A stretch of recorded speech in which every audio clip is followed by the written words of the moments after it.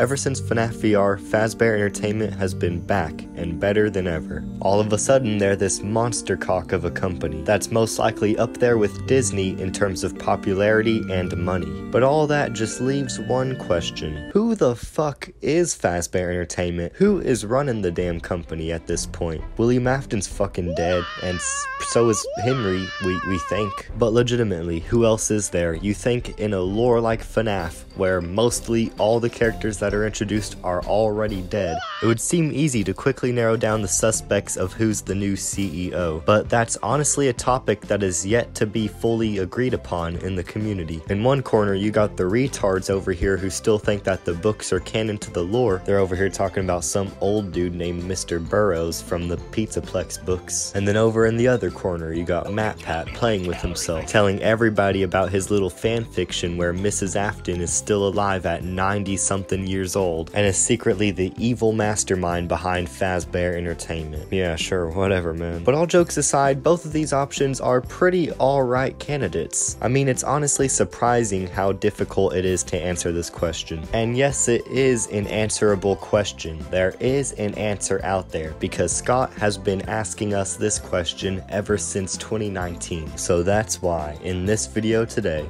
I will be answering who is the CEO of FAZBEAR Entertainment, or at the very least I'll be disproving a lot of candidates and sharing my own thoughts and theories on who it could be myself. Also, this video is sort of a part 2 to my last theory about the Bite of 87, but like only sort of, more on that later. But anyways, let's start by disproving a couple fan theories.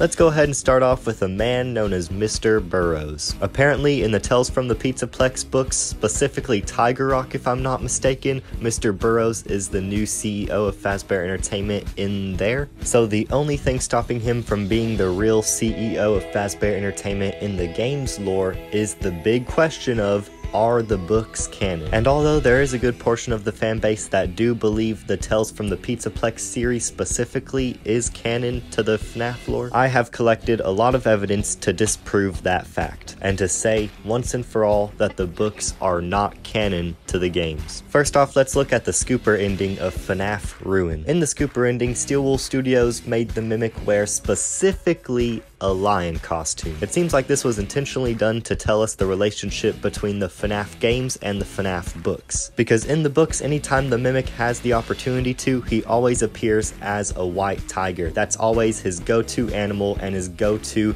animatronic / suit. So I feel like Steelwool Studios having the Mimic wear specifically a lion costume and not a white tiger costume is them trying to tell us that the books and the games, although having parallel stories, are not canon with each other. Now, you could use the counter argument that because the Mimic even appears in Ruin at all, that automatically makes the books canon, but even that's not the case, because believe it or not, this is not the first time a huge villain in the franchise was introduced through the books first. William Afton's name and character design first appeared in the Silver Eyes novel before making any sort of appearance in the games. And we already know that the Silver Eyes novels take place in a different universe than the game's lore. So how is the Mimic's introduction any different? Just because the Mimic's first debut was in the books, it doesn't mean that those same books are canon to the game's lore as well. Therefore, making Mr. Burrows the CEO of FAZBEAR Entertainment for the game's lore specifically very unlikely. So now that Mr. Burrows has been disproven, who else is on the chopping block?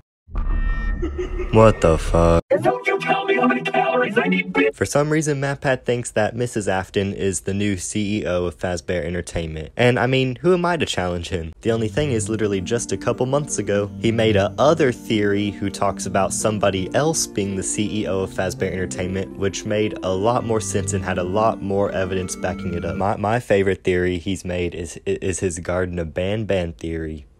Because I'm in it. I don't think Mrs. Afton is the new CEO of FAZBEAR Entertainment because she's just too damn old at this point. It's already a bit of a stretch to say that who we believe Cassie's dad to be was young enough to have a daughter that young, so it is way past Mrs. Afton time if she wanted to run some sort of company, especially one as big as FAZBEAR Entertainment. At this point, if she was still alive, she'd be like that one character in the wheelchair from SpongeBob, but even that can't be the case because we already know whenever she died. She's been long gone on for a while now. Didn't we like all agree as a community or something that she killed herself after losing custody of her kids by William Afton? We hear about it in the security breach therapy session, and there's also some imagery towards it in Sister Location. I remember even MatPat making a theory about it, but whenever coming up with his final FNAF timeline, he just completely ignores it like none of that evidence even exists. But yeah, Mrs. Afton ain't the CEO of FAZBEAR Entertainment. And before we get on to who is FAZBEAR Entertainment, I want to deconfirm one more theory. Without a doubt, FAZBEAR Entertainment cannot be ran by the Mimic. Somebody had to be there to scan the Mimic's code into FNAF Help Wanted, so whoever FAZBEAR Entertainment was here well before the Mimic came along.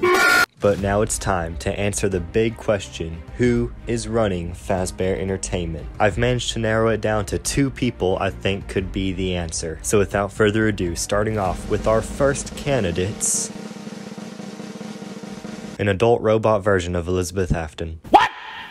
I know it sounds like I got a tinfoil hat on, but hear me out for just a second. And if you don't want to hear me out, then hear MatPat out, because it's his old theory I'm stealing. This theory is dependent on whether Vanessa is actually a robot or not. I know that a lot of you guys are hoping and praying that she's an actual human, but nonetheless, it is very coincidental that she shares the same hair color, skin tone, and eye color as Elizabeth Afton. Whether you believe Vanessa is a robot or not, she without a doubt parallels back to Elizabeth Afton. And with security breach mainly focusing on tying up the Afton siblings' story arc, the ending would just not have the same impact if the explanation to Vanessa's parallels back to Elizabeth Afton are just all left open to coincidences. So whether we like to admit it or not, Vanessa being a robot just like Gregory makes the most sense in the security breach story. If you still aren't convinced, which I don't blame you if you aren't, I'm really skimming through all the proof I have, so that way I don't get too terribly off subject, then I highly recommend watching Game Theory's video about it. But anyways, for the sake of this theory, let's say that Vanessa is a robot. Then all that would remain is one last lingering question about her. Why is she a young adult? If Gregory was rebuilt to be around the same age as the crying child, then why wasn't Elizabeth Afton as well? Why was the robot version of her so much older? Well guys, it looks like we have a case of the 4th closet on our hands. And by that, I mean if there was 4 robot versions of Charlie in the 4th closet novel, 1 robot for each age range, then who's to say there aren't 4 different robots for Elizabeth Afton? And judging by Elizabeth Afton's character, especially after she possesses Circus Baby, if there were to be an adult version of her out there, she would without a doubt want to follow in her father's footsteps, therefore owning FAZBEAR Entertainment. But if you don't believe that this is the person who's truly behind FAZBEAR Entertainment, or that Vanessa's even a robot in the first place, then allow me to pitch a much more realistic solution to this question. At the beginning of this video, I said that in some parts, this theory is going to be a part 2 to my last theory, where I talked about the Bite of 87. Now, what does the Bite of 87 have to do with the CEO of FAZBEAR Entertainment? Not a damn thing. But it's not the Bite of 87 that's important from this past theory. Instead, it's about the teenagers from the Bite of 83. So now that Foxy Bros Michael Afton, Bunny Mask Guy is Cassie's dad, and even Chica Mask Guy being Jeremy Fitzgerald, what is Freddy Mask Guy's extra purpose in the FNAF lore?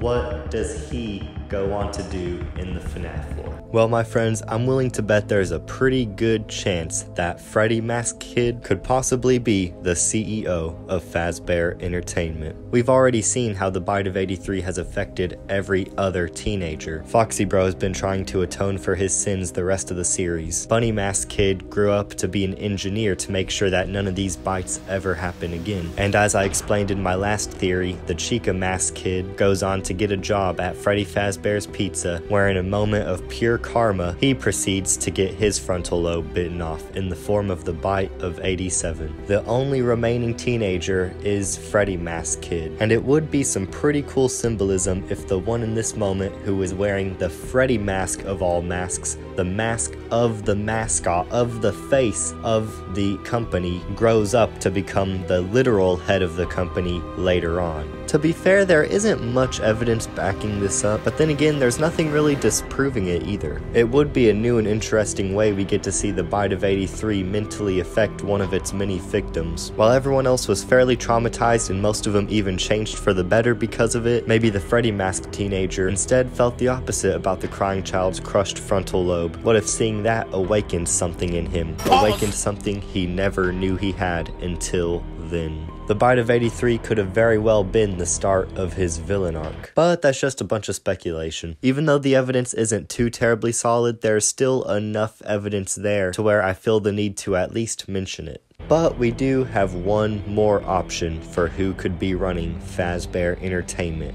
Now, before I get into that, I do gotta remind you, FAZBEAR Entertainment is an LLC. So that means that whoever is running the company could be from one person to a lot of people. So honestly, it could very well be both the robot Elizabeth Afton and the Freddy Mask Kid from the Bite of 83. But what do you guys think? Am I right or am I full of shit? Let me know down in the comments below. Thank you guys for watching.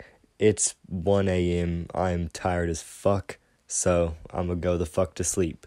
Good night.